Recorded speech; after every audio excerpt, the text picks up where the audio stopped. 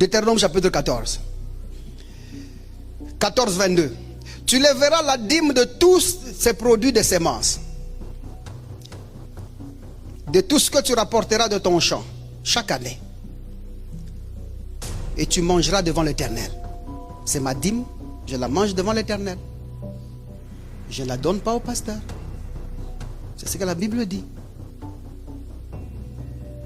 On ajoute même devant l'Éternel, ton Dieu, au cas où tu confonds.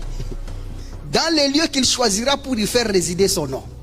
La dîme de ton blé, la dîme de ton mou, de l'huile, le premier-né de ton gros bétail, de ton menu bétail, afin que tu apprennes à craindre toujours l'Éternel, parce que ça avait un sens, ton Dieu. La dîme, c'est la personne de Jésus-Christ. Tu devais la consommer toi-même. Maintenant, pour parvenir à faire qu'un craindre là-bas, c'est adorer le Seigneur, vénérer le Seigneur. Que tu le vénères pour le sacrifice qui sera donné de Jésus-Christ. Ça va? C'était ça le sens. Maintenant, verset 24.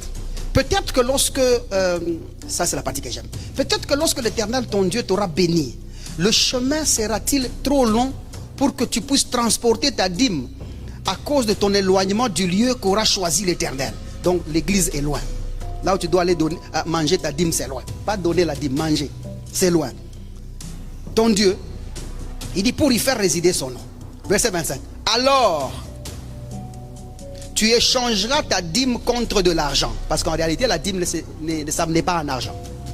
C'est alors que tu l'échangeras en argent. Mais juste pour un peu de temps. Il dit, tu serreras cet argent, tu prendras ça fort, dans ta main, et tu iras au lieu que l'Éternel, ton Dieu, aura choisi. Maintenant, j'ai vendu les choses du champ, j'ai changé ça en argent, maintenant il faut que j'arrive au lieu du culte. Qu'est-ce qui va arriver au lieu du culte? Verset 26.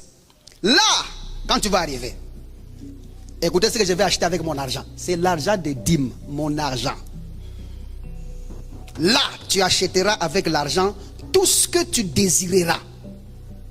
Tout ce que tu désireras.